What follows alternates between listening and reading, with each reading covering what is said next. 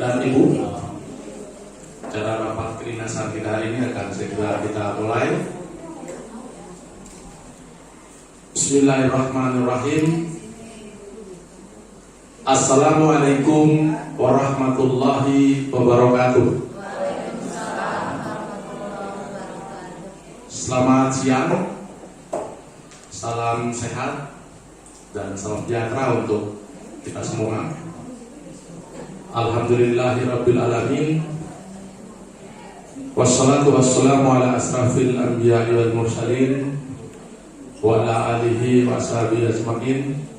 Rabbi shrah li sadri wa yassir li amri wahlul 'uqdatam min lisani yafqahu qawli. Amma ba'd. Yang sama-sama kita hormati pimpinan kita, Kepala SMP Negeri 150 Jakarta, Bapak Maman Sulaiman MPD. Yang sama-sama kita hormati Kasatlat kita, Bapak Edi Sarwoko.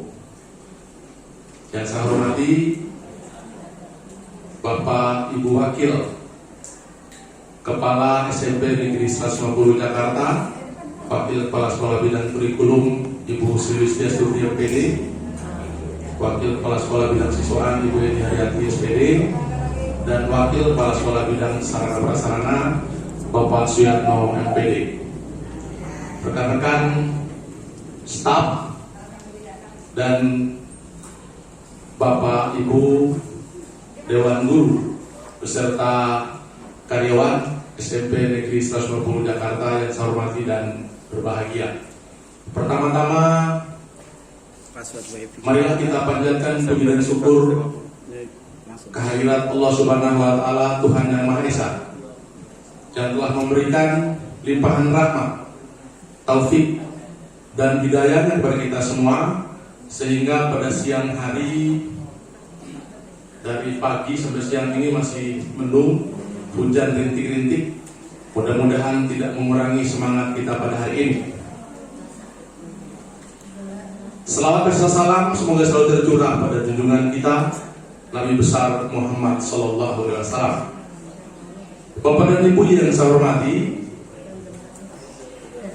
terima kasih atas kehadiran Bapak dan Ibu dalam memenuhi undangan sekolah untuk hadir dalam rapat koordinasi, rapat dinas semester genap tahun pelajaran 2022-2023. Mudah-mudahan rapat kita hari ini tentunya bisa menghasilkan keputusan-keputusan yang tentunya bisa memberi manfaat yang besar kepada kita semua terkait dengan tugas dan kewajiban kita di semester genap ini. Bapak dan Ibu yang saya hormati, langsung saja saya akan membacakan susunan acara kita hari ini. Acara yang pertama pembukaan, acara yang kedua pengarahan dari kepala sekolah, lalu acara yang ketiga informasi program semester genap dari bidang kurikulum, bidang siswaan, dan bidang sarana prasarana. Acara yang keempat diskusi tanya jawab, dan acara terakhir, acara yang kelima penutup doa. Nanti terakhir kita akan sama-sama mendapatkan informasi, pencerahan, tambahan wawasan terkait dengan pembahasan materi pendidikan guru penggerak tentang budaya positif, yang nanti narasumbernya adalah Ibu Sri Setiastuti MPD. Baiklah Bapak dan Ibu, langsung saja kita buka acara kita dengan sama-sama berdoa sesuai dengan agama dan keyakinan kita masing-masing. Berdoa dimulai.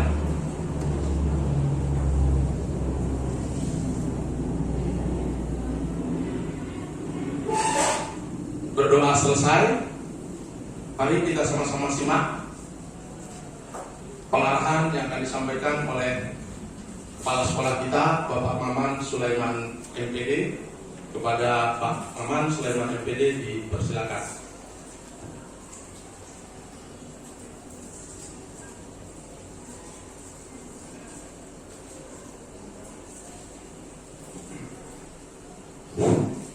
Bismillahirrahmanirrahim. Assalamualaikum warahmatullahi wabarakatuh. Selamat pagi, salam sejahtera untuk kita semua. Yang terhormat Wakil Kurikulum Ibu Sri Sukarti SPD, yang terhormat Wakil Kesiswaan Ibu Eni Aryati SPD, yang terhormat Wakil Kurikulum Sarana Prasarana Bapak Suyanto MPD, PLT Kasatlang SMP 150 Bapak Edi Ansarwoko, dan juga Bapak Ibu guru yang hadir pada hari ini. Saya ucapkan selamat datang ya di tahun baru 2023. Tidak banyak yang saya sampaikan Bapak Ibu. Dalam tahun 2023 ini alhamdulillah PPKM sudah dicabut ya. Jadi kita kembali ke pembelajaran secara global, tetapi memperhatikan protokol kesehatan. Jadi tidak ada lagi pembatasan daerah ya. Kemudian di tahun pertama ini banyak perubahan yang terjadi di dunia pendidikan. Jadi kita kembali kepada pembelajaran secara murni ya, secara global, dengan menetapkan peraturan tentang protokol kesehatan. Ya tentunya di tahun baru ini masuk ke dalam semester genap ya. Semester genap atau ganjil ya? Genap. Ya, genap. Jadi kita optimalkan lagi pembelajaran di SMP 150 supaya peningkatan itu bisa dilaksanakan. Kemudian segala sesuatunya pandemi kita tinggalkan, kemudian kita optimalkan pembelajaran kepada luring di SMP 150. Kedua, di pembelajaran tahun 2023 ini kita akan terus meningkatkan untuk pembelajaran di SMP 150. Ya tentunya ada baiknya praktek guru penggerak itu bisa dilaksanakan dengan baik. Mungkin nanti kita akan dapat pencerahan dari Bu Siwi di akhir dari acara kita ini. Akan menceritakan praktek guru penggerak angkatan ke-7. Bahwa kita akan lanjutkan dengan paparan materi pendidikan guru penggerak tentang budaya positif yang akan disampaikan oleh Ibu Siwi Setiastuti MPD.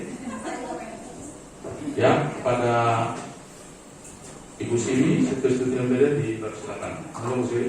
Ya, terima kasih Pak Saifuddin. Mohon izin Bapak Ibu menambah waktu rapat kita. Ini adalah tugas saya Bapak Ibu di Pendidikan Guru Penggerak, mengimbaskan materi yang ada di modul 1.4 yang judulnya adalah budaya positif. Jadi ini nanti memang harus saya upload tugasnya, harus saya upload ketika saya presentasi kepada Bapak Ibu, dan insya Allah ini memang bisa kita terapkan di sekolah. Ya, jadi budaya positif ini nantinya berhubungan dengan yang tadi Bu Eni sampaikan. Kita mau buat peraturan, ya ada peraturan yang nanti mau kita ubah. Nah, sebenarnya dasarnya dari sini, kurang lebihnya seperti itu bayangannya Bapak Ibu. Jadi semoga bisa 30 menit selesai, semoga. Nah, budaya positif sebenarnya artinya adalah ini Bapak Ibu, perwujudan dari nilai-nilai atau keyakinan universal yang diterapkan di sekolah yang berpihak pada murid. Nah, ini jadi Bapak Ibu, selama ini kita sebenarnya sudah punya peraturan ya, tapi peraturan itu kan dibuat sepihak, tidak melibatkan murid. Nah, ini yang akan kita ubah. Budaya positif itu kita harus berpihak kepada murid, begitu intinya seperti itu. Kemudian kalau kita lihat budaya positif itu, kalau nanti ini adalah di sekolah kita, ya, ini awalannya dimulai dari peraturan kelas dulu. Peraturan kelas yang nanti kita buat dalam bentuk keyakinan kelas. Kemudian keyakinan kelas ini nanti akan membentuk lingkungan positif di sekolah kita, yang pada akhirnya akan bisa menjadi budaya positif. Jadi ini bukan hanya ke siswa Bapak Ibu, tapi kita juga. Sehingga budaya positif ini benar-benar ada di seluruh komponen yang ada di sekolah ini, bukan hanya siswa. Nah, untuk membangunnya budaya positif ini ada beberapa langkah. Yang pertama, kita harus tahu dulu posisi kontrol guru. Nanti akan kami sampaikan, ada posisi guru yang nanti akan membangun budaya positif yang kita harapkan. Kemudian yang kedua, membuat kesepakatan kelas. Mohon bantuan nanti Bapak Ibu wali kelas terutama, saya akan minta bantuan untuk membuat kesepakatan kelas di kelasnya masing-masing, yang nanti itu akan ditempel di dinding kelasnya dan ditandatangani oleh seluruh siswa. Jadi sama dengan yang tadi disampaikan Bu Eni ya Bapak Ibu, arahannya sekarang memang untuk membuat peraturan itu ada tanda tangan. Maksudnya sepakat kita bersama-sama bahwa itu adalah aturan yang kita buat bersama, bukan lagi sepihak. Kemudian yang ketiga, menerapkan budaya disiplin positif. Ya. Sebelumnya kita kenal dulu tentang filosofi pendidikan dari Ki Hajar Dewantara. Ini kemarin pada saat pelatihan Pak Idam sudah disampaikan juga, saya ulang supaya lebih berhubungan ya dengan materi kita pada siang hari ini. Jadi maksud pendidikan atau tujuan pendidikan itu sebenarnya adalah menuntun. Ya, jadi kalimatnya, kata-kata itu menuntun Bapak Ibu, menuntun segala kodrat yang ada pada anak. Kodrat ini ada dua, ada kodrat alam, ada kodrat zaman. Kodrat alam maksudnya anak-anak sudah punya karakter, sudah punya pribadi, sudah punya potensi yang berbeda. Jadi nggak bisa kita ngajar dengan sistem yang sama. Kemarin Pak Ditan sudah menjelaskan ada pembelajaran berdiferensiasi ya Bapak Ibu. Itu landasannya juga dari sini sama. Jadi bagaimana kita melihat potensi yang ada di anak-anak kita, sehingga kita harus memberikan pembelajaran yang berdiferensiasi. Kemudian ada kodrat zaman, maksudnya zaman sekarang ini yang sudah semuanya berbasis teknologi, tentunya di dunia pendidikan pun juga harus mengikuti hal seperti itu. Jadi arahannya siswa kita juga harus bisa untuk menggunakan teknologi. Untuk apa? Agar mereka mencapai keselamatan dan kebahagiaan setinggi-tingginya. Nah, ini Bapak Ibu suka kita lupa. Jadi tujuan pendidikan ternyata siswa, murid itu harus mencapai keselamatan dan kebahagiaan yang setinggi-tingginya, bukan tertekan gitu. Ya, jadi kalau kita selama ini punya aturan dan ternyata mereka tertekan, nggak dapat berarti tujuan kita seperti itu. Kenapa mereka harus selamat dan bahagia? Karena mereka nanti jadi manusia yang jadi anggota masyarakat. Ya, jadi ini luas sekali pengertiannya sebenarnya. Kemudian makna disiplin. Ini makna disiplin yang sesungguhnya. Belajar kontrol diri dengan menggali potensi kita agar tercapai tujuan mulia. Jadi ada tujuan Bapak Ibu. Kalau yang selama ini kita tahu disiplin itu kan kesannya udah hal-hal yang keras gitu ya, yang siswa tuh gak suka.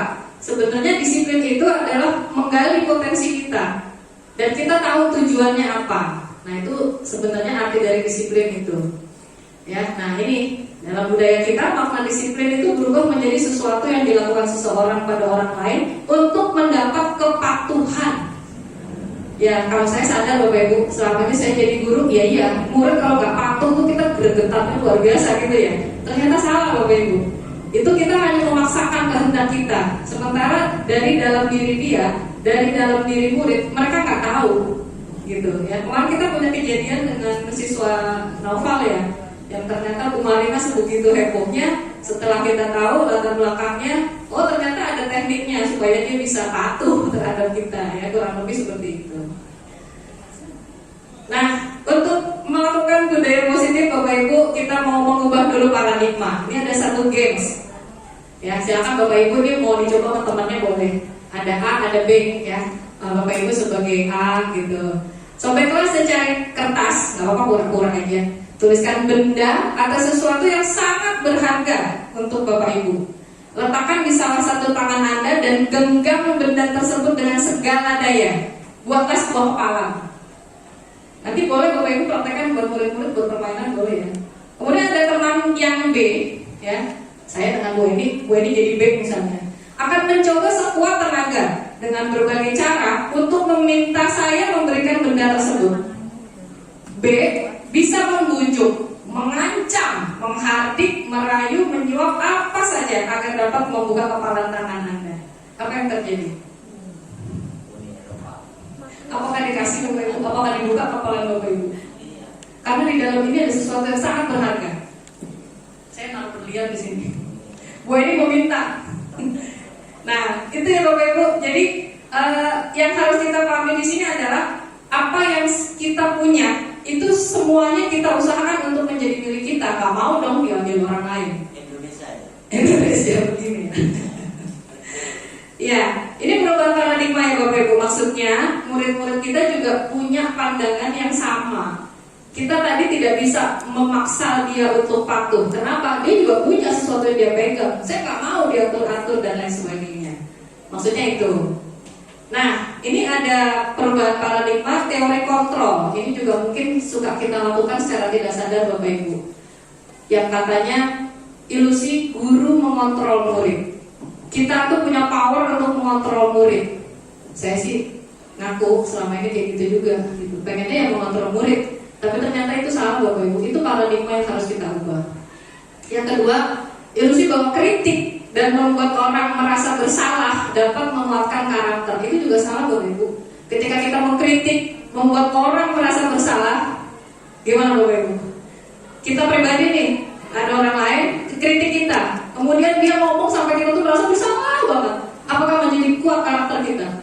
Enggak, yang ada dendam, yang ada kesel. Ya kan Bapak Ibu? Maksudnya murid juga seperti itu. Yang ketiga, ilusi bahwa semua penguatan positif itu efektif dan bermanfaat. Ternyata itu juga tidak. Kenapa? Penguatan positif hanya sesaat. Jadi yang paling penting adalah penguatan dari diri mereka sendiri, dari dalam diri murid sendiri. Itu yang harus kita bangkitkan. Kemudian yang keempat, ilusi bahwa orang dewasa memiliki hak untuk memaksa. Benar ya Bapak Ibu? Kita sebagai orang dewasa nih, sebagai guru di kelas punya hak untuk maksa. Kamu kan murid gitu. Itu juga ternyata paradigma yang harus kita ubah. Selanjutnya ada nilai-nilai kebajikan universal. Maksudnya nilai-nilai kebajikan adalah sifat-sifat positif manusia yang merupakan tujuan mulia yang ingin dicapai setiap individu. Ini sifatnya universal ya, dan lintas bahasa, suku, bangsa, agama maupun latar belakang.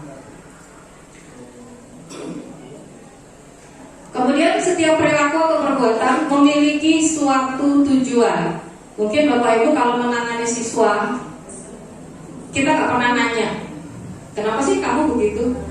Padahal sebenarnya setiap yang mereka lakukan itu pasti punya tujuan. Ya, itu yang harus kita eksplor lagi. Kemudian dengan mengaitkan nilai-nilai kebajikan yang diyakini seseorang, maka motivasi intrinsiknya akan terbangun. Nah ini yang kita kejar Bapak Ibu, motivasi intrinsik, motivasi dari dalam diri sendiri si murid ini agar terbangun tuh gimana caranya? Itu tujuan kita sebenarnya pada pertemuan kali ini. Kemudian nilai-nilai kebajikan yang dicapai itu kita kenal sekarang dengan profil pelajar Pancasila, ya. Arahnya tetap ke sana. Jadi inilah nilai-nilai yang akan kita tuju. Walaupun kita mau buat peraturan, tetap nanti tujuannya adalah ke sini. Kita membangun motivasi intrinsik siswa yang arahnya ke sini. Ada motivasi perilaku. Kita lihat Bapak Ibu, kita di nomor berapa? Misalnya kita hadir ke pertemuan hari ini. Apakah tujuannya nomor 1 untuk menghindari ketidaknyamanan atau pengumuman? Itu berarti motivasinya eksternal, ya. Yang kedua, untuk mendapatkan imbalan dari orang lain atau institusi, ya. Mungkin bapak kepala sekolah yang besok hadir saya kasih 50.000 baru datang, misalnya, ya. Itu nomor 2. Atau yang ketiga, untuk menghargai diri sendiri. Nah, ini yang diharapkan Bapak Ibu. Ini yang namanya motivasi internal. Ini yang merupakan tujuan dari disiplin positif. Ini yang kita mau buat anak-anak kita supaya dapat yang nomor 3 ini. Ya, jadi untuk menghargai diri sendiri, saya akan menjadi orang seperti apa sih kalau saya melakukannya? Nah, itu nanti arahnya, tujuannya adalah ke sana. Kemudian ada 5 kebutuhan dasar manusia. Ini yang merupakan, mungkin kita juga suka lupa sama ini ya, bahwa kita dan murid-murid kita sebagai manusia itu punya 5 kebutuhan dasar. Ada kebutuhan bertahan hidup, yang jelas butuh makan, butuh tidur, dan lain-lain kebutuhan biologis yang wajib gitu ya. Kemudian mereka juga butuh penguasaan. Senang mereka kalau dapat jadi ketua kelas dan seterusnya. Kemudian kasih sayang dan rasa diterima. Ini mungkin yang suka kita abaikan karena kita menyamaratakan seluruh siswa, ya. Kemudian 4, kesenangan. Maka pembelajaran yang menyenangkan itu pasti disukai oleh anak. Ya, bukan pembelajaran yang berisik ya Bapak Ibu. Pembelajaran yang menyenangkan. Beda loh, karena saya ada yang melihat, ada yang salah persepsi. Pokoknya murid-murid saya happy gitu, tapi nggak dapet tuh dia belajar hari itu tuh dapat apa nggak dapet gitu. Jadi kesenangan maksudnya mereka senang dalam melakukan pembelajaran. Kemudian yang kelima, kebebasan. Ini juga sama, kebebasan dalam arti mereka positif selama pembelajaran. Bukan kebebasan yang sebebas-bebasnya mereka mau ngapain apa aja, itu juga bukan ke arah sana. Ya, ini adalah 5 kebutuhan dasar manusia. Nah, ini ada video, saya percepat aja. Ini kemarin saya baru bikin kemarin. Jadi ketika ngajar, biasanya Bapak Ibu ada anak nih tidur. Ini kan hal yang biasa ya, siswa tidur. Ini kedengeran ya?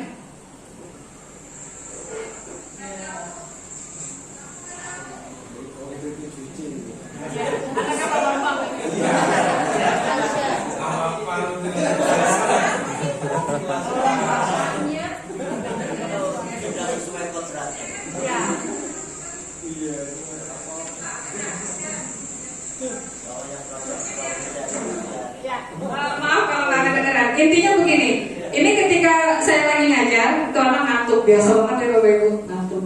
Nah, saya mau pakai tadi, saya harus paham bahwa siswa itu juga sama dengan kita, punya 5 kebutuhan dasar. Saya tanya, nggak bisa jawab. Kenapa? Ngantuk Bu. Kenapa ngantuk? Karena semalam habis main game. Gitu. Saya tanya, tapi tahu ya hari ini mau sekolah? Tahu Bu, gitu. Nah, saya nggak mau nyalahin dia karena saya paham ya dia butuh tidur, gitu. Yang ada di otak saya itu harus kita ubah seperti itu. Mereka punya kebutuhan dasar, jadi kita tidak menyalahkan statusnya itu. Kita tidak akan memberi hukuman, gitu. Ya, jadi saya harus paham 5 kebutuhan dasar tadi dan saya sampaikan. Menurut kamu gimana supaya kamu nggak ngantuk? Saya cuci muka aja deh Bu. Oke, silakan cuci muka. Ibu kasih waktu 1 menit ya, udah selesai. Ya, jadi tujuannya itu kita membentuk budaya positif. Kita nggak ada menang kalah Bapak Ibu. Kita sebagai guru yang powerful, sementara mereka tuh harus ikut dengan segala peraturan kita. Enggak, itu yang mau kita ubah. Jadi kita lebih bertanya, lebih mengeksplor kepada siswa. Ya, itu tadi baru 5 kebutuhan dasar ya. Kalau misalnya anak juga kemarin yang tadi Dan sampaikan, orang anaknya lapar, ibu paksa, itu kan nggak bisa.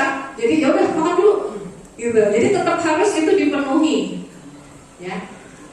Selanjutnya 5 posisi kontrol kita Bapak Ibu. Yang warna merah, yuk kita lihat ada 5 posisi kontrol guru yang selama ini kita masuk yang mana ya? Pertama, menghukum. Kedua, membuat orang merasa bersalah. Ketiga, teman. keempat pemantau, kelima manajer. Ini ada jembrengannya. Kalau penghukum, yang guru lakukan itu menghardik, nunjuk-nunjuk, menyakiti, menyindir. Kata guru apa? Kalau kamu tidak melakukannya, awas ya, atau rasain ya. Ya itu berarti kita termasuk penghukum. Hasilnya apa? Murid tersebut akan memberontak, menyalahkan orang lain atau berbohong. Karena kan dia harus mempertahankan kan, dia nggak mau dong disalah-salah gitu. Nah kaitannya gimana? Ini murid meletakkan guru di dunia, di luar dunia yang berkualitas. Ini gurunya nggak berkualitas, gitu kita dicap gitu. Kemudian yang murid katakan, kalau kita melakukan itu, biarin aja, nanti juga marah-marah lagi. Nah itu Bapak Ibu, apakah kita ingin menjadi guru yang seperti ini? Ya, dampak pada murid, dia akan mengulangi kesalahan karena dia nggak sadar, hanya sekedar kita marahin saat itu saja, dan dia kesel dan dia nggak suka sama kita. Semoga kayak Bapak Ibu, saya sih pernah. Kemudian yang kedua, membuat orang merasa bersalah. Ini bahasanya manis Bapak Ibu. Guru berbuat berceramah, jadi diceramahin kalau salah, mengatakan seharusnya kamu gini dong, bla bla bla bla, atau ibu kecewa nak sama kamu, kok kamu gitu sih, gini. Bahasanya halus Bapak Ibu. Tapi tentu ternyata labelnya adalah membuat orang merasa bersalah. Guru berkatanya tadi itu ya, kamu seharusnya udah tahu dong, ibu lelah sekali mengatakannya, ibu stres.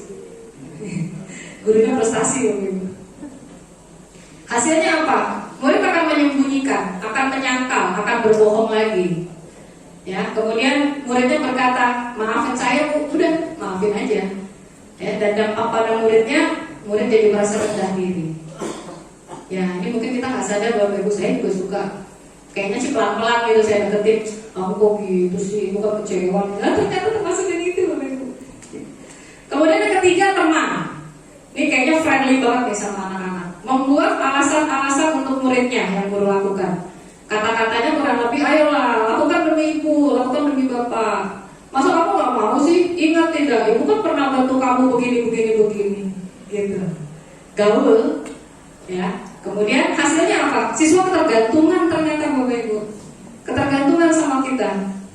Kemudian muridnya, saya pikir bapak atau ibu teman saya. Ternyata begitu. Kecewa. Jadi dampak pada muridnya lemah, tidak mandiri dan tergantung pada kita. Yang keempat, pemantau. Ini udah agak baik nih pemantau Bapak Ibu. Ya, jadi guru berbuatnya menghitung dan mengukur. Gurunya selalu berkata, peraturannya apa? Ini masih lebih baik Bapak Ibu. Ya, kita mau melangkah ke pemantau atau manajer, terbaiknya manajer. Kemudian hasilnya menyesuaikan diri, tapi bila diawasi.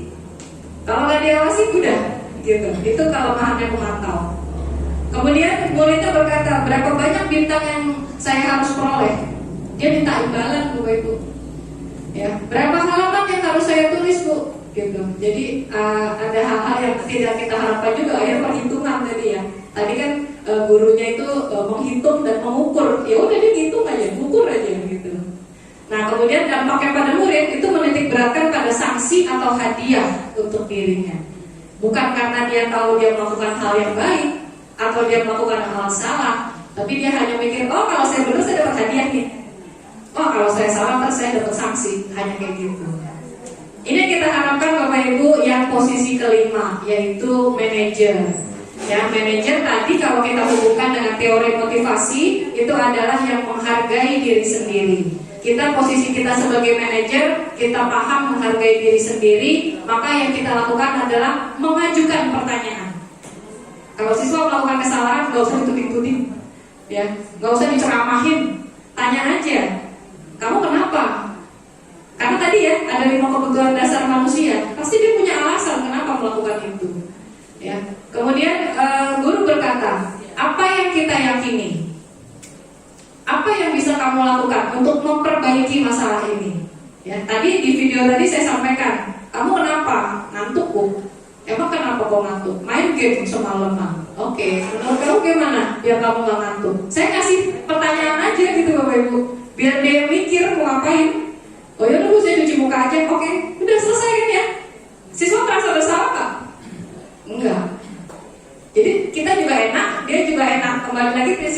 menang-menang ya, jangan menang kalah. Biasanya menang-menang. Siswanya juga kita tegur juga senang. Dia berpikir, dia tahu dia salah, dia tahu harus bagaimana. Itu manajer Bapak Ibu. Hasilnya apa? Menguatkan pribadi. Kemudian muridnya berkata, bagaimana caranya saya bisa memperbaiki keadaan? Murid kan mikir, Bu. Saya tanya, kamu kan ngantuk. Menurut kamu harus gimana? Terserah dia tuh. Kalau dia saya mau lari-lari, Bu, biarin aja. Ya udah lari sana 1 menit ya. Gitu. Gak apa-apa, terserah dia mau ngapain. Biar dia yang menentukan dengan kesalahan dia harus berbuat apa. Itu manajer Bapak Ibu. Sebenarnya gampang ya. Sebenarnya. Nanti kita mulai lakukan. Kamu harus melakukan apa? Biarin aja dia mikir. Kalau dia diem aja, boleh kita kasih ini, ibu kasih pilihan, misalnya mau ini, atau mau ini, atau mau ini, atau mau ada yang lain. Itu aja. Jadi tidak kita yang memberikan, yaudah kamu lari 10 kali. Lain ya. Karena dia pasti tertekan. Orang saya nggak mau lari, disuruh lari. Kan gitu.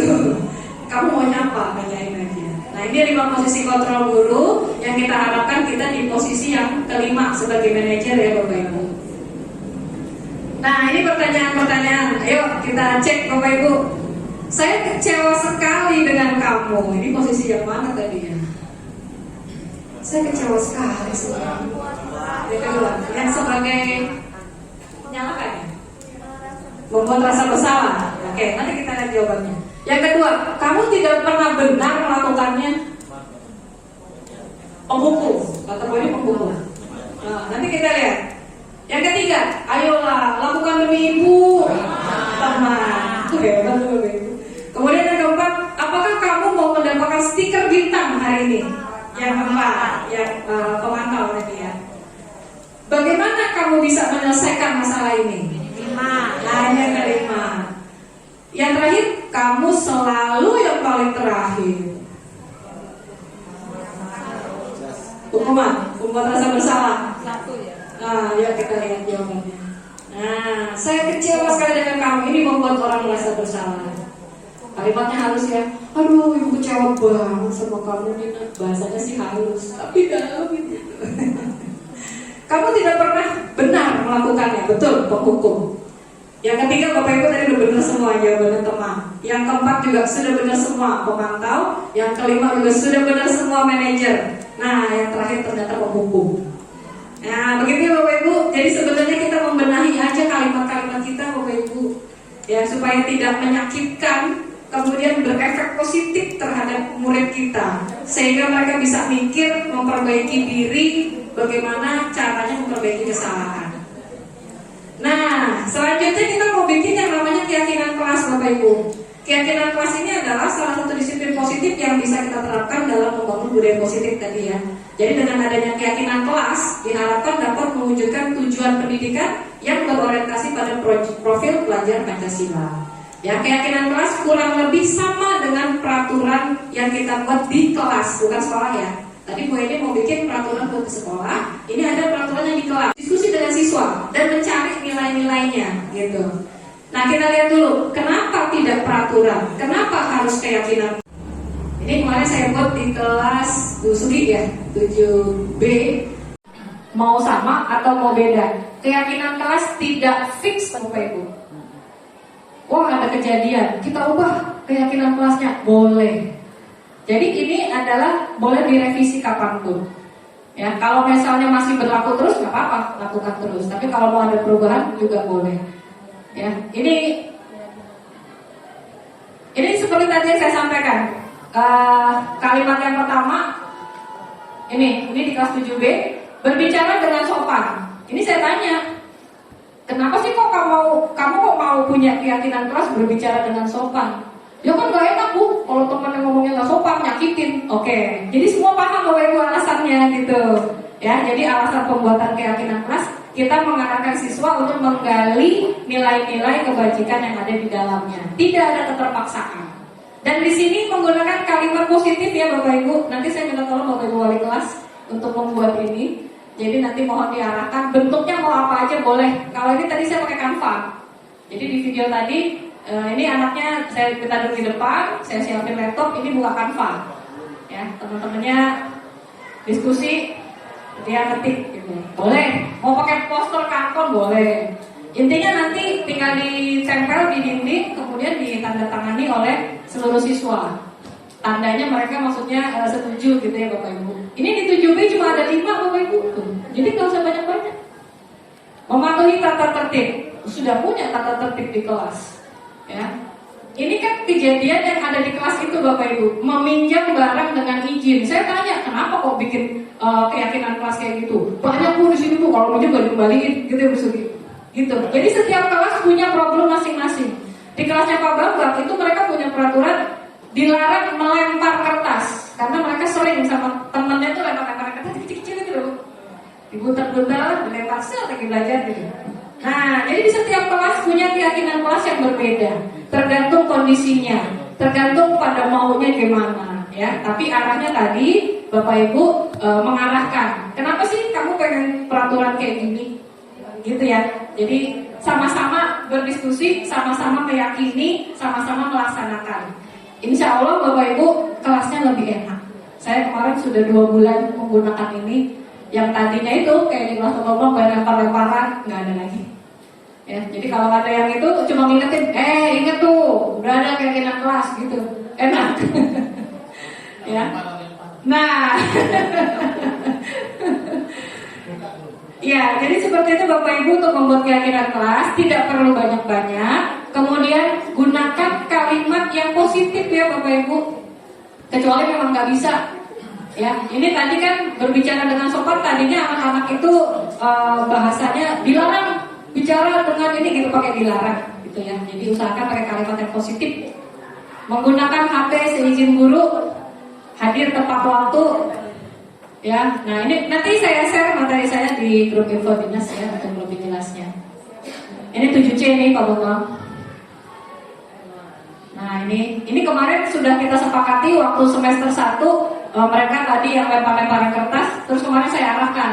Itu masih terjadi nggak? Enggak Bu. Mau dihilangkan nggak? Iya Bu, hilangkan aja. Oke, gitu. Jadi kemarin 2 bulan saya pakai peraturan yang itu, dilarang melempar masih ada. Kemarin di hari Senin mereka udah nggak mau. Udah Bu, udah nggak ada. Jadi sekarang kita ganti tertib dan tidak berisik. Ya udah, gitu. Ya, jadi mereka akan menganalisis sendiri Bapak Ibu situasi kelasnya itu seperti apa. Mereka butuh apa, mereka pengen apa. Ya, biarkan mereka yang berpikir, mereka berdiskusi. Kita mau tinggal ngetik aja Bapak Ibu, gitu ya. Selanjutnya ada restitusi. Restitusi itu adalah proses menciptakan kondisi bagi murid untuk memperbaiki kesalahan mereka, sehingga mereka bisa kembali pada kelompok mereka dengan karakter yang lebih kuat. Sekali lagi Bapak Ibu, siswa pasti melakukan kesalahan, sama dengan kita. Ya, cuma ini ada teknik yang namanya restitusi. Bagaimana kita memperbaiki kesalahan mereka, tapi mereka kembali dengan karakter yang lebih kuat. Nanti mungkin Bapak Ibu bisa lihat di channel YouTube saya ada restitusi saya kepada anaknya Pak Denny, Resak ya. Dan kepada kelas 8 itu Bu Dewi kemarin, Dedi, yang anak kembar Dedi saja ya, betul. Itu kemarin saya masukkan di channel YouTube saya bagaimana praktek restitusi ini. Intinya sama Bapak Ibu ya. Kita nanti memperbaiki kesalahan mereka itu, tapi mereka akan kembali dengan karakter yang lebih kuat, tidak merasa bersalah gitu. Nah ini segitiga restitusi. Jadi langkah-langkahnya ada 3. Yang pertama menstabilkan identitas, kedua validasi kebutuhan, ketiga menanyakan keyakinan. Ini kurang lebihnya. Menstabilkan identitas. Jadi membuat anak yang merasa gagal karena berbuat salah menjadi positif terhadap dirinya. Bapak Ibu ketika ketemu guru, siswa, murid yang melakukan kesalahan, pakai aja kalimat-kalimat ini. Bapak juga pernah kok dulu begitu, gitu misalnya. Kamu terlambat mulu, udah nyakitin tuh. Kamu kenapa terlambat ya? Iya, Bapak juga dulu suka begitu terlambat. Itu sudah menstabilkan identitas Bapak Ibu. Kalau kita diperlakukan gitu gimana Bapak Ibu? Kita salah nih. Terus Pak Bapak negornya begitu. Oh, saya juga dulu sering terlambat tuh kalau rapat. Kita nyaman ya? Oh iya, Bapak juga. Atau malu ya, tergantung. Tapi tujuannya ini menstabilkan identitas dulu, ya. Kemudian langkah kedua, validasi kebutuhan, yaitu membantu murid mengenali basic need atau kebutuhan dasar yang ingin dipenuhi. Ini kalimat-kalimatnya. kamu pasti punya alasan. Kenapa kamu melakukan itu? Tadi saya tanya tuh, siapa namanya? Rasya. Rasa. Iya. Kenapa kamu Rasya kok tidur? Kan saya tanya. Iya, habis malam main game Bu. Itu saya udah melakukan yang langkah kedua, validasi kebutuhan. Oh, kurang tidur. Tadi ya ada 5 kebutuhan dasar. Kita nggak bisa maksain anak gitu, orang yang nggak tidur. Nah itu validasi kebutuhan. Nanti kalimat-kalimat ini materinya saya share, jadi bisa nanti Bapak Ibu lakukan ya. Yang ketiga, menanyakan keyakinan. Ini yang tadi saya lakukan di akhir. Jadi menurut kamu harus gimana? Ya. Atau kita tanyakan dulu, kamu tahu nggak kamu melanggar apa? Gitu. Terus menurut kamu gimana harus memperbaikinya? Itu langkah ketiga, menanyakan keyakinan. Udah selesai Bapak Ibu. Dengan 3 langkah itu siswa sudah kembali mengetahui dia salah dan dia tahu bagaimana cara memperbaikinya. Ya. Ini videonya kemarin di kelasnya Pak Bambang ini ya, 7C. Oh, internetnya lemah. Nah ini sama, saya nanyanya, tadi ceritanya saya lagi ngajar, dia masuk terlambat. Nah ini baru masuk nih, saya lagi ngajar. Nyolong aja lagi gitu ya. Nggak merasa bersalah. Maka saya tanya dulu, kamu melakukan kesalahan nggak? Iya sih Bu. Dia bilang kesalahannya apa? Saya memotong pembicaraan ibu. Oh itu ya kesalahannya. Ada kesalahan lain nggak? Ada sih Bu, terlambat. Oh ya oke. Ada nggak keyakinan kelas yang dilanggar? Kita kan udah punya keyakinan kelas. Ada Bu, saya datang terlambat, saya hadir tidak tepat waktu. Oke. Jadi menurut kamu gimana cara memperbaikinya? Oke, besok saya kalau mau ke toilet saya izin dulu ke ibu. Udah, dia sudah dapat jawaban gitu dan sudah selesai.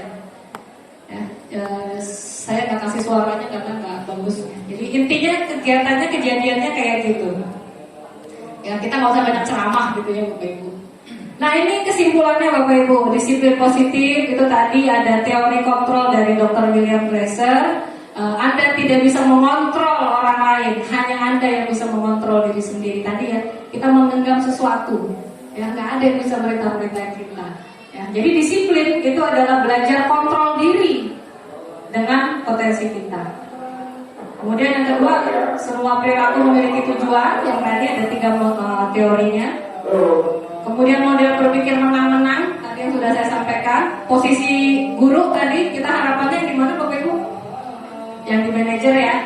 Nah ini nanti kalau sudah jadi manajer kita bisa melakukan segitiga restitusi. Dan tentunya kita juga harus belajar bahwa setiap orang punya kebutuhan yang berbeda. Jadi kita harus memahami itu agar bisa nanti melaksanakan pembelajaran dengan lebih baik. Oke Mas. Baik Bapak Ibu, kita lanjutkan materinya. Mohon izin Bapak Kepala Sekolah dan Ibu Eni ada kegiatan yang tidak bisa ditinggalkan, jadi beliau meninggalkan kita. Kita lanjutkan materi untuk budaya positif ya Bapak Ibu. Ini yang selanjutnya adalah bentuk program kebajikan atau apresiasi. Dalam memberikan apresiasi atau pengakuan, perlu kita ingat ada beberapa hal. Ya, ini untuk siswa-siswi kita ya Bapak Ibu. Jadi yang pertama, beri dukungan secara khusus. Jadi kita harus tahu dulu masalahnya si siswa ini apa gitu ya. Tidak secara umum di kelas dimarahin bareng gitu, jangan. Kemudian beri pengakuan secara pribadi. Kemudian beri pengakuan kepada semua murid secara bergantian. Kemudian beri pengakuan secara konsisten. Dan yang terakhir, fokus pada proses. Jadi setiap siswa yang melakukan kesalahan itu kita lakukan hal-hal seperti ini. Contoh pengakuan atau apresiasi kebajikan. Jadi kalau dia melakukan suatu kebajikan, kita memberikan apresiasi. Contoh-contoh kalimatnya adalah seperti ini. Kalimat pembukanya misalnya, kemarin saya perhatikan atau kemarin ibu perhatikan nilai kebajikannya adalah rasa empatiku besar sekali. Ya, situasinya itu pada saat menolong murid baru di kelas kita, misalnya seperti itu. Jadi kalau ada kondisi murid baru di kelas kan suka dibully ya sama teman-teman gitu. Nah ada teman yang perhatian nih sama murid baru tersebut. Jadi kita beri apresiasi kepada siswa yang membantu itu. kita kasih pengakuan atau apresiasi kebajikan. Kemarin Ibu perhatikan rasa empatimu besar sekali gitu kan, seneng ya murid kalau diberikan kalimat seperti itu. Itu contoh dari apresiasi kebajikan. Kemudian contoh lainnya yang kedua, saya menghargai kepedulianmu. Jadi ada kalimat pembukanya, saya menghargai, kemudian ada nilai kebajikannya di sana adalah kepedulianmu. Jadi dia punya rasa peduli. Situasinya di sana misalnya pada saat kamu membantu teman-temanmu di tugas kelompok. Kan kadang di kelompok murid itu ada ya yang sendiri aja, tapi ada juga yang mau kerja sama gitu. Ada yang membantu temannya untuk menyelesaikan tugas bersama-sama. Itu kita bisa kasih apresiasi kebajikan. Ibu menghargai kepedulianmu nak, oh bagus banget gitu. Itu pasti dia jadi lebih semangat gitu ya. Contoh yang lain misalnya kalimat pembukanya, terima kasih untuk rasa tanggung jawabmu. Situasinya pada saat kamu memungut kertas-kertas berserakan di lantai. Jadi banyak sampah ya biasa Bapak Ibu ya, sampah-sampah di kelas. Kemudian ada siswa yang rajin nih, dia memungutin kertas yang berserakan di lantai seperti itu. Nah, kita kasih apresiasi. Terima kasih nak untuk rasa tanggung jawabmu. Kemarin kamu mengutin kertas yang berserakan ya di lantai seperti itu. Jadi kalimat-kalimat sederhana ini merupakan contoh pengakuan atau apresiasi kebajikan yang tentunya murid akan sangat senang sekali mendapatkan perhatian seperti ini dari kita ya Bapak Ibu ya. Kayaknya sederhana, kayaknya nggak penting gitu, tapi ternyata itu buat siswa punya arti yang mendalam, dan insya Allah ini salah satu budaya positif juga yang harus kita terapkan, yang tentunya dimulai dari kita juga gitu ya. Jadi siswa-siswi itu bisa lebih percaya. Nah, kita mau lihat nih Bapak Ibu, ada tindakan kita sebagai guru. Kita mau lihat apakah ini hukuman atau konsekuensi. Ya, tadi kita sudah bahas ada 5 tipe guru ya Bapak Ibu. Posisi guru itu ada yang penghukum gitu ya, ada yang membuat rasa bersalah dan seterusnya. Yang terakhir manajer untuk yang kelima ya, posisi kelimanya. Kita mau lihat kalau tindakan kita ini termasuk hukuman atau konsekuensi. Yang pertama, mencatat 100 kali di dalam buku kalimatnya adalah saya tidak akan terlambat lagi karena si anak itu terlambat sekolah. Kira-kira gimana Bapak? Hukuman atau konsekuensi? Hukuman ya. Nah, coba nanti kita lihat jawabannya ya. Kemudian yang kedua, si guru ini meminta siswa lari mengelilingi lapangan basket 2 kali karena terlambat hadir di sekolah. Hukuman juga. Nanti kita lihat jawabannya benar atau salah ya. Yang ketiga, murid diminta untuk push up 15 kali karena tidak menggunakan masker ke sekolah. Hukuman. Bapak Ibunya udah pinter-pinter nih.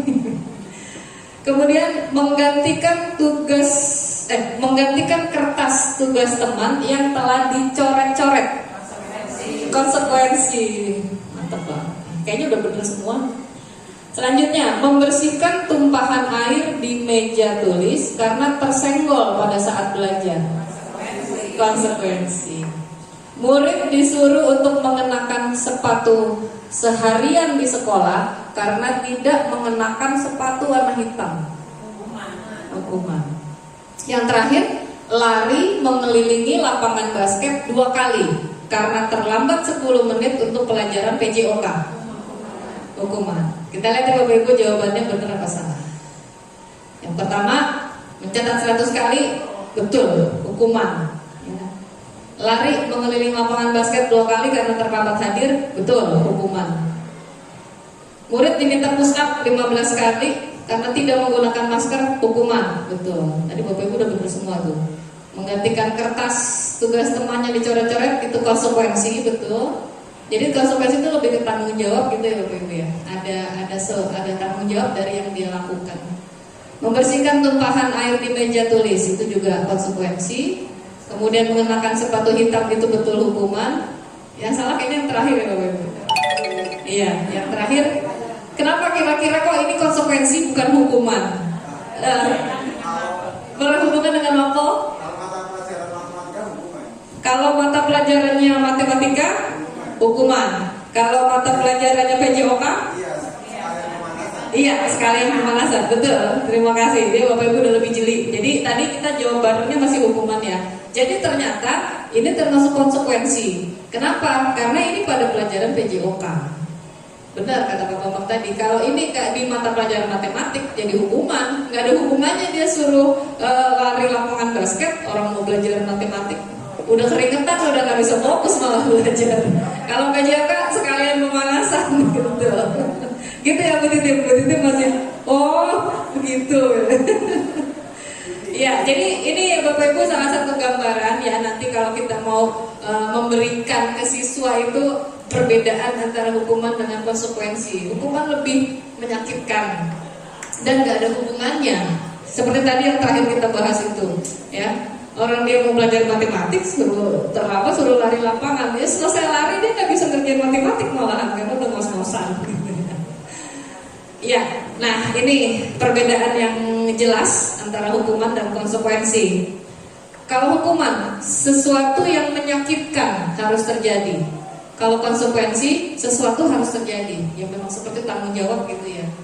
Kemudian hukuman membuat anak sakit, fisik maupun hati untuk jangka waktu yang lama. Kalau konsekuensi, membuat anak merasa tidak nyaman dalam jangka waktu pendek. Ya, dia suruh tadi lari keliling lapangan, tapi dia mau olahraga kan, dia nggak nyaman tapi sebentaran aja, karena dia tahu di sini mau olahraga gitu.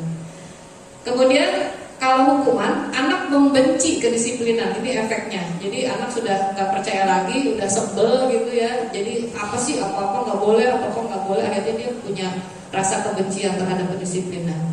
Kemudian kalau konsekuensi itu anak lebih menghargai disiplin. Kemudian kalau hukuman itu paksaan. Kan dia mau nggak mau ya Bapak Ibu, lari kamu, dipaksa mau atau tidak mau. Tapi kalau konsekuensi ada stimulus, ada tanggapan. Karena kamu numpahin di atas meja nih air tumpah, itu stimulusnya, tanggapannya gimana nih? Udah dibersihin gitu ya. Kemudian kalau hukuman, mendorong anak menyakiti diri sendiri. Tadi kita suruh tulis 100 kali Bapak Ibu, saya tidak akan terlambat menyakitin diri sendiri ya. Kemudian kalau yang konsekuensi, mendorong anak agar mudah menyesuaikan diri. Kemudian kalau hukuman, konsep dirinya buruk dia pada akhirnya. Kalau konsekuensi itu punya konsep diri yang baik. Kemudian kalau hukuman, anak belajar untuk menyembunyikan kesalahan. Nah ini ibu-ibu BK pasti biasa dibohongin siswa. Itu biasanya dia karena punya kesalahan, dia takut nanti dapat hukuman, dia mendingan bohong. Dia menyembunyikan kesalahannya. Bukan saya gitu. Nah, jadi jurus ngelesnya keluar gitu. Tapi kalau konsekuensi, anak belajar untuk mematuhi peraturan.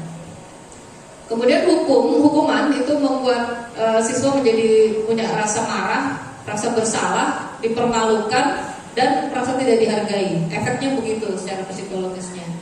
Kalau konsekuensi itu kehilangan hak, dibuat tidak nyaman, diasingkan untuk sementara. Jadi hanya untuk sementara aja. Ya, ini bukan kata saya, tapi itu ada referensinya ya Bapak Ibu. Ini disadur dari Restitution, jadi dari Diana Gosen. Nah itu tentang perbedaan hukuman dan konsekuensi. Ada yang lebih bagus lagi dari konsekuensi yang sudah kita pelajari, yaitu restitusi ya Bapak Ibu. Kemarin tadi ada 3 langkah restitusi. Nah restitusi ini lebih baik lagi dari konsekuensi, karena harapannya dari restitusi kan kita mau mengambil motivasi siswa supaya tumbuh motivasi siswa secara internal ya, dari dalam dirinya. Jadi bukan karena kita hukum, bukan karena dia harus tahu ada konsekuensinya, tapi ada kesadaran dalam dirinya. Kenapa sih saya harus melakukan A? Kenapa sih saya harus melakukan B? Itu lebih baik lagi restitusi. Kita lihat perbedaannya Bapak Ibu. Tadi sudah ya, kalau konsekuensi, kalau hukuman sesuatu yang menyakitkan harus terjadi tadi. Kemudian kalau konsekuensi sesuatu harus terjadi. Kalau restitusi merupakan pilihan. Jadi kalau tadi dia terlambat, udah kamu lari, itu kita yang memberikan hukuman ya. Kita yang memberikan ketentuan. Kalau restitusi kan kita kembalikan. Kamu terlambat, nah kamu mau melakukan apa? Oh ya Bu, besok saya tidak terlambat lagi, saya bikin perjanjian deh Bu, atau apapun yang dia mau. Yang itu merupakan keinginan dari dalam dirinya sendiri untuk melakukan perubahan. Ya, jadi restitusi ini arahnya ke pengembangan motivasi secara internal. Nah, ini tadi kalau hukuman tidak nyaman, konsekuensi juga tidak nyaman sebenarnya, cuma jangka waktu pendek. Kalau restitusi itu menguatkan untuk murid dalam jangka waktu panjang. Kenapa menguatkan? Karena dia kan dari dalam diri sendiri ya. Saya pengennya begini aja nih Bu, karena saya punya salah ini, saya begini aja deh. Itu keputusan dia. Kemudian tadi kalau hukuman itu siswa menjadi korban. Ya, korban itu mendapatkan keadilan, kemudian konsekuensi korban bisa diabaikan. Nah, kalau restitusi korban mendapatkan ganti.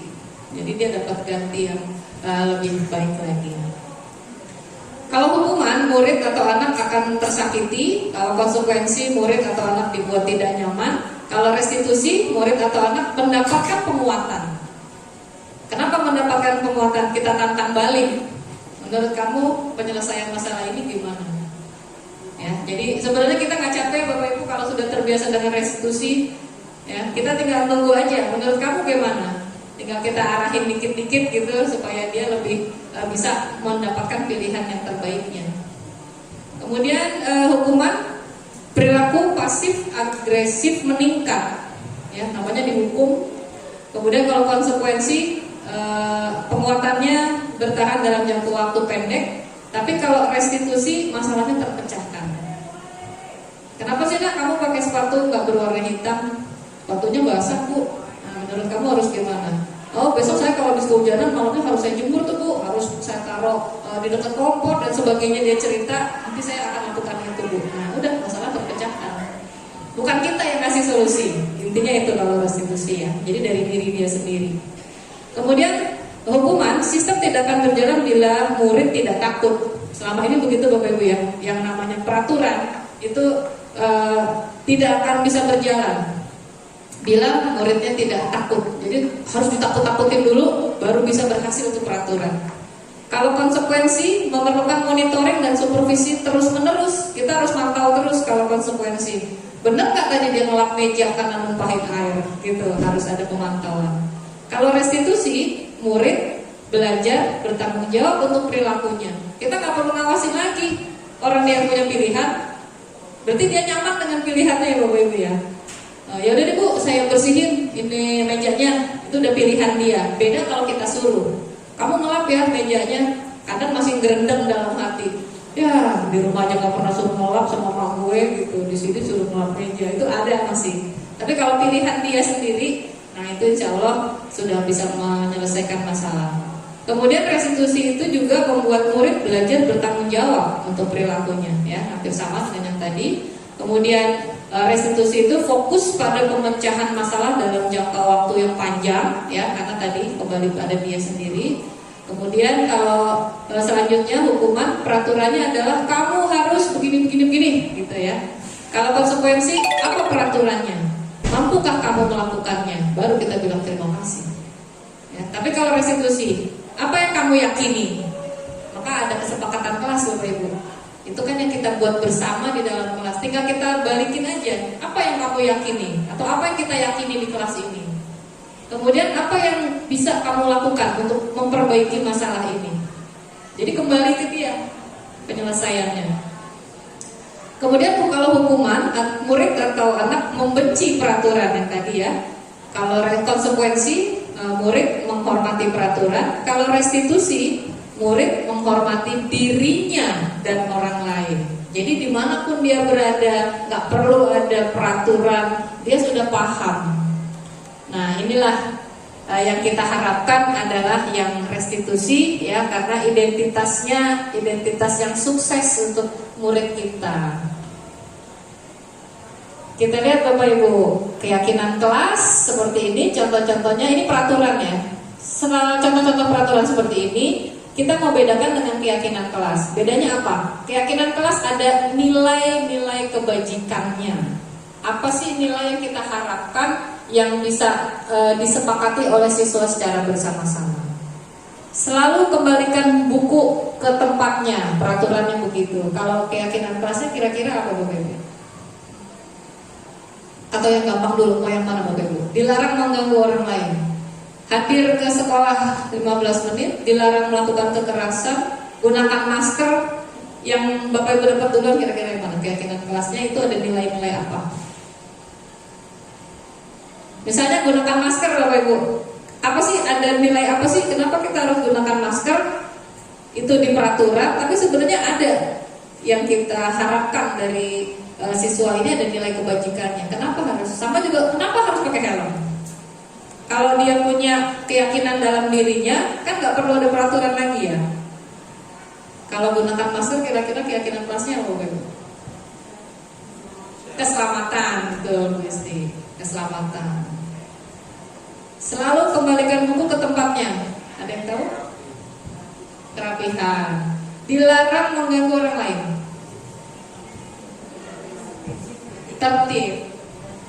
Tertib ya. Gak apa-apa ya, ini bebas aja. Nanti kita lihat. Hadir di sekolah 15 menit sebelum pembelajaran dimulai. Disiplin. Dilarang melakukan kekerasan.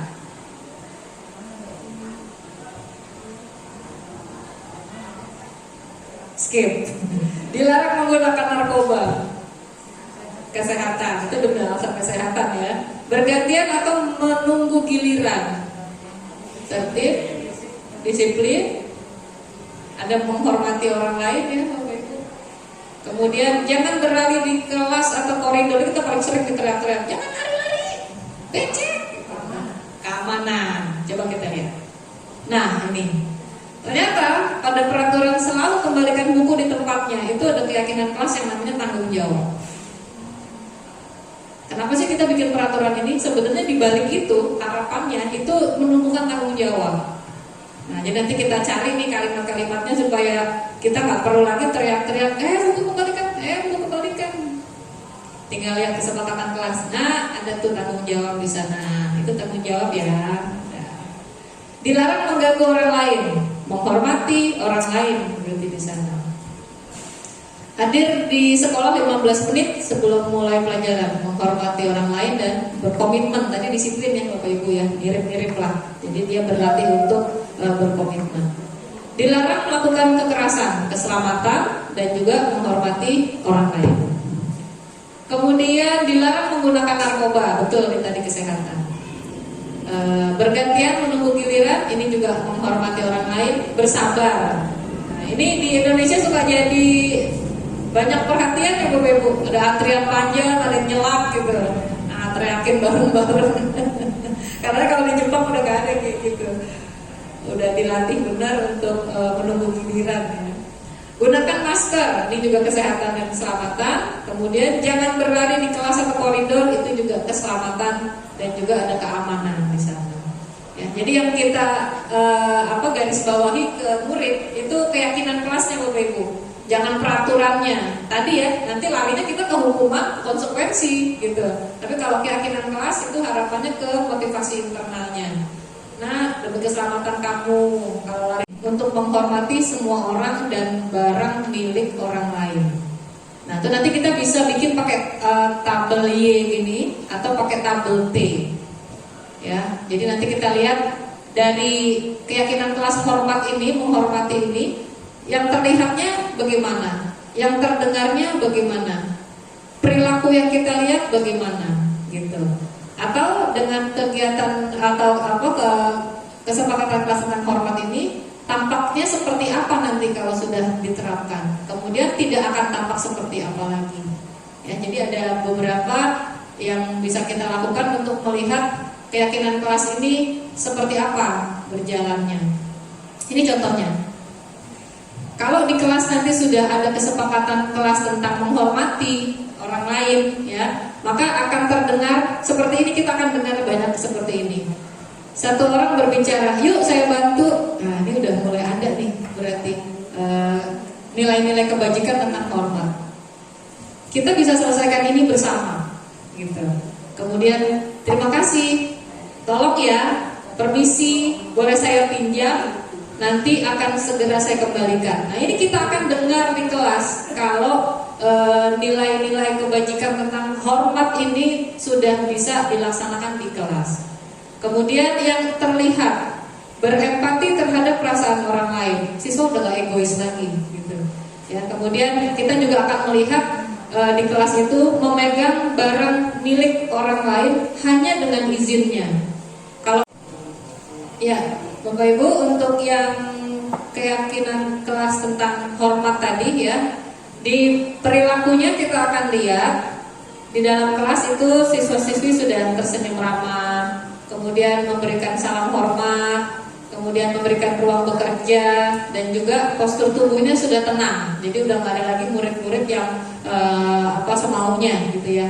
Jadi dengan ciri-ciri ini kita sudah melihat, kita sudah mendengar, kita sudah melihat perilaku siswa yang seperti ini. Nah, ini keyakinan kelas kita berarti sudah berhasil, Ibu-ibu. Ini kalau pakai tabel T ya, dengan keyakinan kelas tentang hormat tadi akan tampak seperti datang tepat waktu. Kita bisa melihat itu. Kemudian menyapa teman dan guru setiap hari, mengembalikan barang yang telah dipinjam dan mengucapkan terima kasih. Ini kayaknya masih agak susah nih Bapak Ibu. Saya di kelas yang sudah saya terapkan keyakinan kelas juga masih suka lupa, ngambil cuma pinjam ya, gitu doang udah. Pada nanti selesainya juga kadang lupa mengembalikan, atau pada saat mengembalikan ini ya, gitu doang. Jadi lupa dengan kata yang sederhana yang namanya terima kasih. Kemudian tidak tampak seperti, ini berarti yang sudah hilang ya.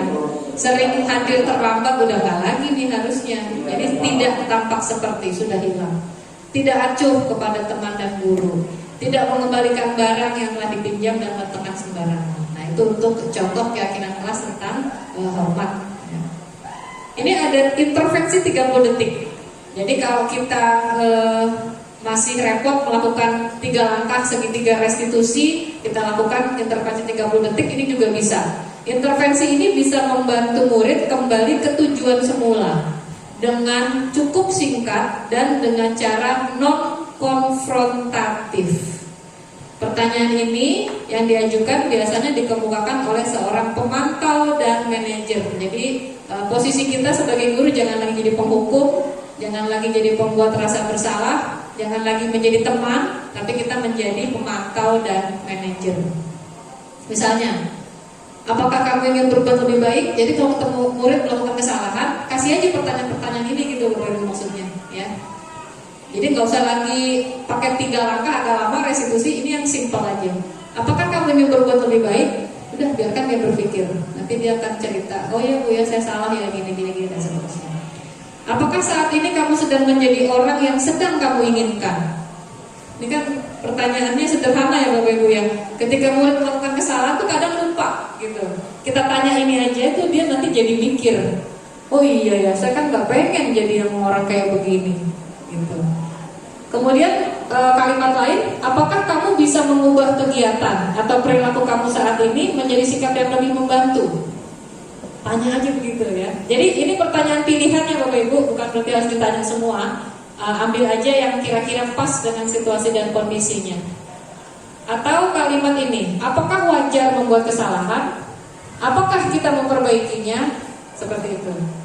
Atau apa yang kamu lakukan ini sesuai atau sudah oke?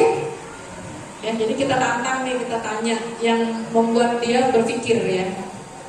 Kapan kamu siap untuk mulai? Misalnya sering terlambat. Kamu mau mulai kapan nak? Untuk memulainya supaya kamu bisa disiplin. Udah, jadi kasih pertanyaan-pertanyaan seperti itu aja. Atau pertanyaan yang seperti ini. Peraturannya apa? Ini paling sering kayaknya yang kita pakai ya. Peraturannya apa? Kalau saya di kelas suka nanya, peraturan kelas kita apa? Coba lihat ke depan kalau lupa. Misalnya gitu, ada kemarin di kelas 7A tuh masih ribut berdua tuh ya. Biasa yang di belakang tuh cowok-cowok itu. Saya panggil ke sini nah, ya lihat ke depan.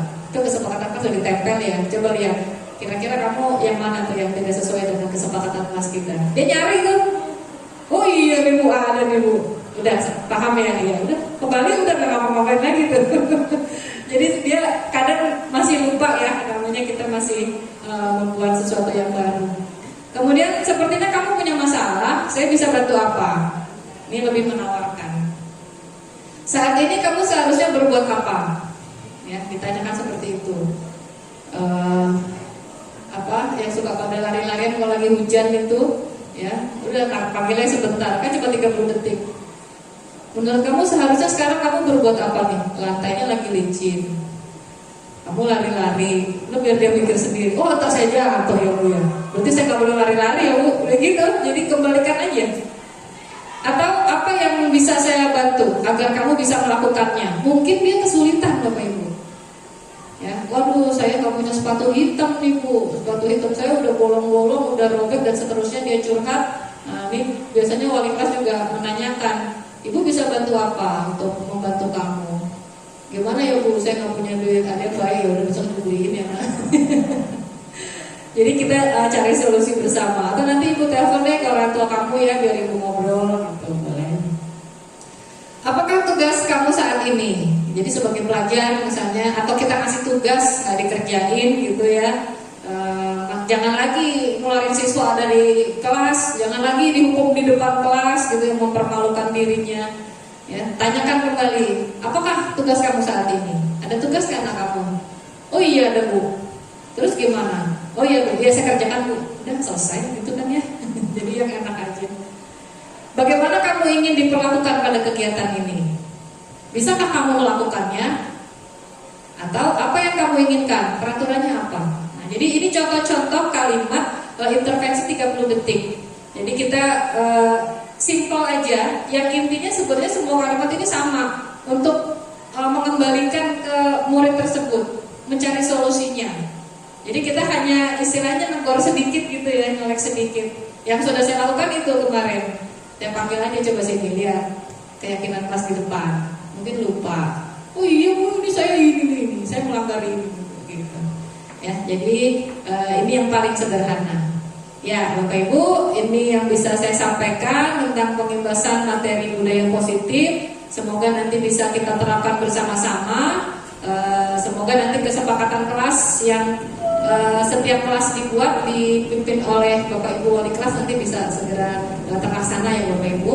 Terima kasih dan mungkin saya akan membuka diskusi tanya jawab ya Bapak Ibu. Silakan jika ada yang ingin bertanya dari materi yang sudah saya sampaikan. Silakan Bapak Ibu. Pak Bapak.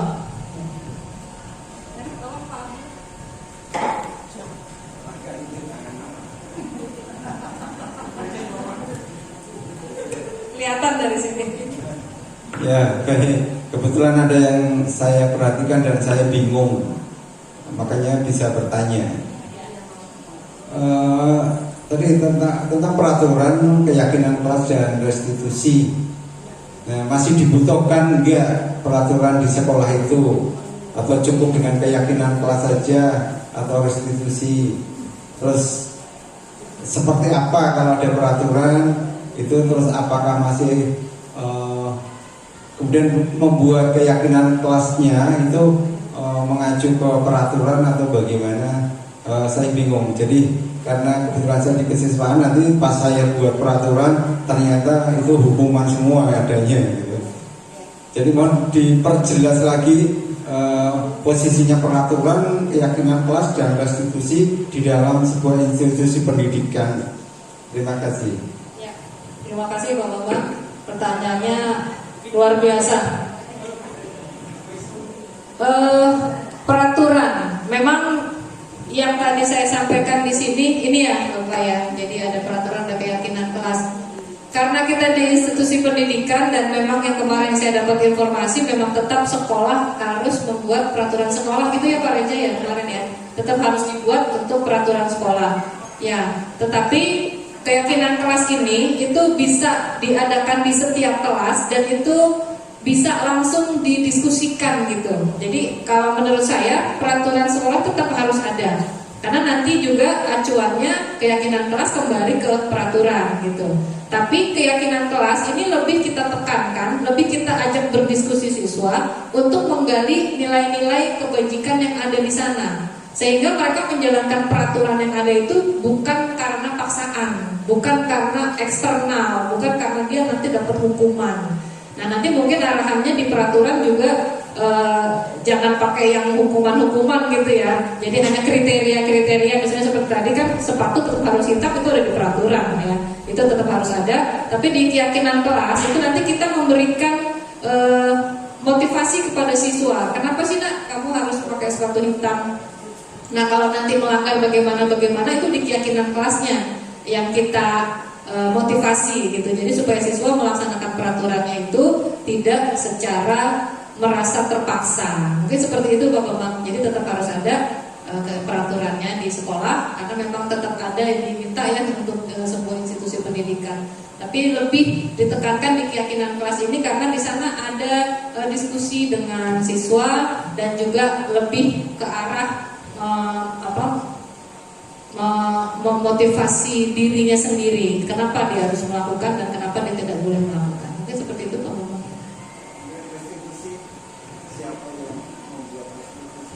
Restitusi ya. Iya. Terima kasih. Jadi kalau yang restitusi ini sebenarnya seluruh warga sekolah Bapak Ibu, terutama kita ya.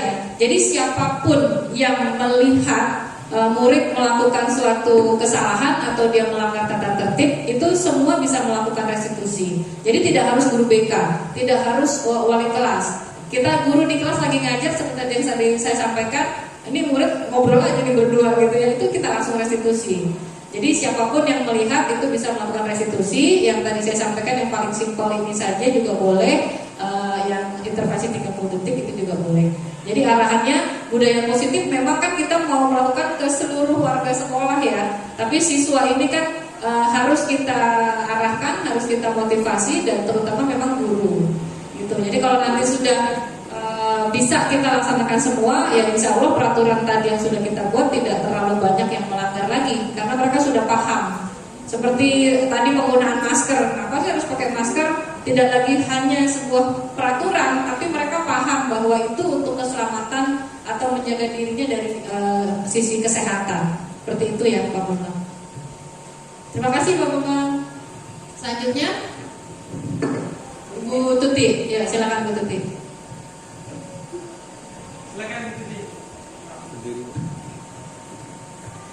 Terima kasih Bu Siri. Tadi dijelaskan bahwa setiap kelas atau masing-masing kelas itu harus ada keyakinan kelas atau kesepakatan. Kebetulan kami belum paham bagaimana cara membuat kesepakatan kelas atau keyakinan kelas tersebut. Terima kasih, itu saja. Ya, terima kasih Bu Tuti sebagai wali kelas ya. Intinya untuk membuat kesepakatan kelas itu memang kita harus berdiskusi dengan siswa. Sebentar saya carikan contoh dari kesepakatan kelas yang sudah saya buat. Nah ini contohnya, ini kelas 7B. Ya ini contohnya kelas 7B. Ini saya buat, saya sebagai guru mata pelajaran ya Bapak Ibu. Jadi bisa juga dibuat oleh guru mata pelajaran, bisa juga dibuat oleh wali kelas. Kenapa saya minta Bapak Ibu wali kelas? Karena kita mau bikin budaya sekolah nih gitu ya. Jadi semua kelas nanti punya. Nah, kita tanyakan Bu Tuti kepada murid-murid, kira-kira kamu pengen bikin keyakinan kelas kayak apa? Yang intinya kita sepakati bersama, kemudian nanti kita bisa saling saling berusaha semuanya untuk membuat kondisi kelas ini lebih baik, lebih enak untuk belajar, lebih nyaman kalian untuk belajar. Itu nanti biasanya mereka muncul ide-idenya Bu Tuti. Ini kemarin juga yang saya buat, bukan saya yang nulis ya. Mau apa nak, mau gimana, kita pancing aja. Kita tinggal meluruskan, karena kesepakatan kelas yang pertama tidak banyak, yang maksimal 7 lah gitu, 7 kalimat. Kemudian yang kedua kalimatnya kalimat-kalimat positif, jangan kalimat negatif. Nah, nanti tinggal arahkan aja. Misalnya yang pertama berbicara dengan sopan. Ini seingat saya mereka waktu itu ceritanya sering memanggil nama orang tua. Itu. Jadi dilarang manggil nama orang tua Bu, gitu mereka teriak-teriaknya gitu ya. Coba ganti kalimatnya pakai kalimat yang positif. Saya arahkan gitu. Ada juga sih Bu yang ngomongnya pakai teriak-teriak gitu. Nah coba jadikan satu masalah berbicara. Jadi kita ngarahin aja Bu Tuti. Akhirnya dapatlah ini berbicara dengan sopan. Jadi kalau nanti ada yang lupa, tadi masih ada yang manggil nama orang tua, kita tidak kalimatnya dilarang memanggil dengan nama orang tua, enggak kayak gitu ya. Jadi kita ambil nilai kebajikannya secara umum sehingga itu bisa mencakup ke semuanya. Ya tadi ada yang masih manggil nama orang tua, udah tinggal lihat aja. Kamu melanggar yang mana? Nah, iya bosnya berbicaranya nggak sopan, manggil nama dia pakai nama orang tua gitu. Udah masuk di situ.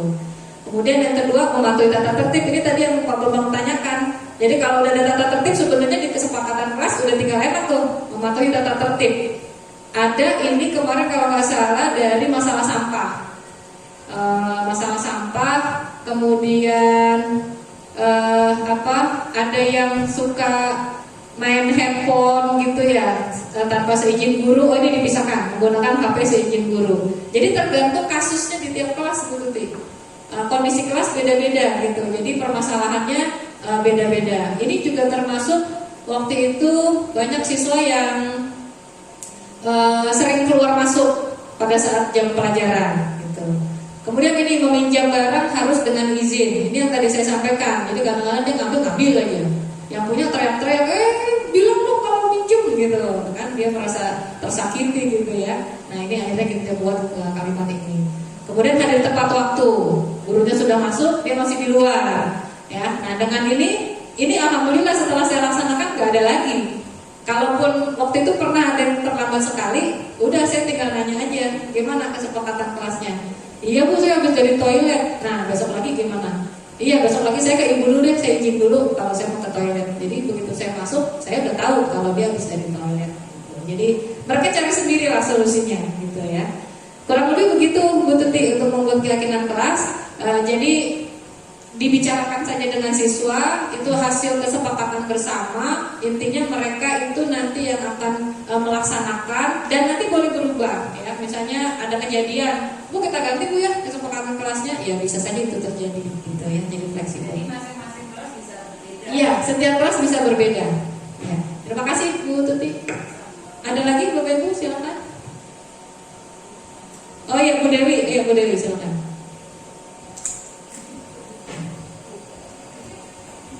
Itu udah dikasih. Oke.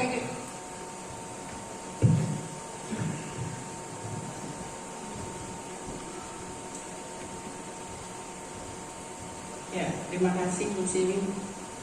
Yang akan saya sampaikan, hukuman untuk kesepakatan kelas itu konsekuensinya perlu dicantumkan apa enggak ya Bu ya? Boleh tidak kalau dicantumkan? Ya, terima kasih Bu Dewi. Saya sebelumnya ini sudah revisian saya buatnya. Sebelumnya di November, Oktober saya sudah pernah buat juga kesepakatan kelas dan di sana saya masih mencantumkan hukuman. Nah, ternyata setelah saya belajar hukuman nggak perlu dicantumkan. Kenapa? Karena tadi ya kita udah nggak ada lagi hukuman. Kita nggak ada lagi jadi posisi membuat rasa bersalah. Nah intinya tadi kita diskusikan saja. Jadi kalau mereka ada yang kelupaan, mereka ada yang kita tegur, itu kembalikan saja ke kesepakatan kelas gitu. Jadi yang kita lakukan kalau ada pelanggaran, ya kita kasih tadi intervensi 30 detik atau nanti kita berikan 3 langkah restitusi. Gitu aja Bu Dewi ya. Jadi nggak perlu ada hukuman. Insya Allah ini sudah sepakat semua. Kalau yang sudah saya laksanakan sih seperti itu alhamdulillah. Jadi kalau ada yang lupa tinggal kembalikan aja ke kesepakatan kelas gitu. Kemudian juga nanti kalau memang masih melanggar kita restitusi seperti itu aja. Terima kasih Bu Dewi atas pertanyaannya. Ada lagi Bapak Ibu? Ada lagi? Pak Bambang.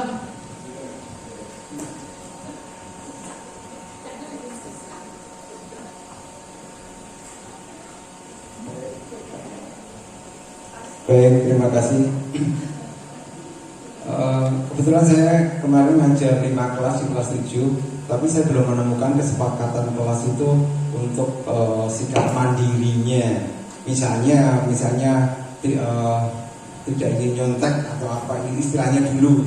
Itu kan sebenarnya menjadi sebuah keresahan juga gitu. Tapi belum muncul itu di 5 kelas yang saya ajar itu belum ada kesepakatan kelas itu. Nah kira-kira bisa meningkat nggak menjadi kesepakatan sekolah? Karena kan akhir-akhir ini kan banyak ya peristiwa-peristiwa anak-anak yang apa ya kenakalannya itu sudah kurang pas. Nah, apakah bisa meningkat ke kesepakatan sekolah? Nah itu siapa yang harus memimpin membuat kesepakatan sekolah itu gitu. Ya misalnya anti tawuran misalnya kesepakatannya. Terima kasih. Ya, terima kasih Pak Bambang. Yang tadi saya sampaikan ke Bu Tuti, jadi memang betul keyakinan kelas ini bisa nanti berubah sesuai dengan kondisi. Tadi misalnya masih ditemukan siswa nyontek gitu, sementara belum ada di sini, bisa kita masukkan. Dan sekali lagi kita kembalikan dulu ke siswanya, ini kalimatnya mau gimana? Intinya supaya kamu tuh kalau ujian nggak nyontek gitu, nanti bisa disepakati kalimatnya. Kemudian kalau nanti mau dibuat kesepakatan sekolah gitu ya, yang bersama, itu juga bisa dibuat seperti itu. Jadi nanti kembali lagi kesepakatan ini dibuat berdasarkan hasil diskusi musyawarah. Jadi harus ada muridnya juga yang kita ajak untuk berdiskusi. Yang tujuannya apa? Yang karena mereka yang melakukan ya, nanti pada saat ujian supaya nggak nyontek.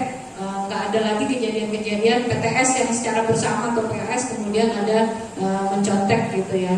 Itu bisa dibuat Pak Bambang. Jadi nanti keterlibatannya di sana semua pihak, baik guru, ada kepala sekolah karena itu sekolah levelnya, kemudian juga wali kelas dan ada siswa yang harus dilibatkan dalam pembuatan. Sebenarnya kemarin juga sudah yang saya tahu untuk pembuatan peraturan sekolah itu juga harus ada keterlibatan siswa, begitu ya Pak Reja ya? Iya, termasuk dari pihak luar, komite juga diminta ya.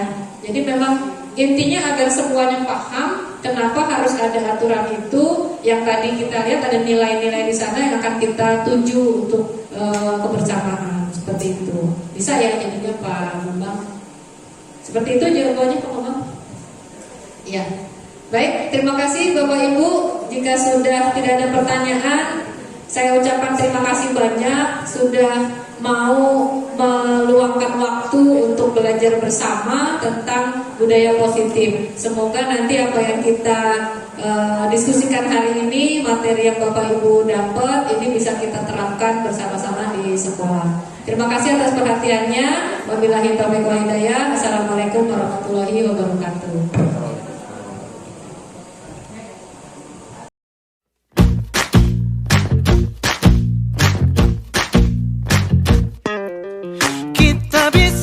Bersama mengubah dunia, percaya pada diri demi cita-cita, belajar, bergerak, bermakna.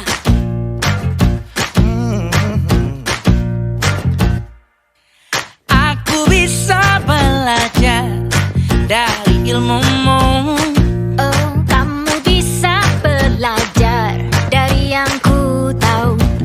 Belajar, bergerak, bermakna.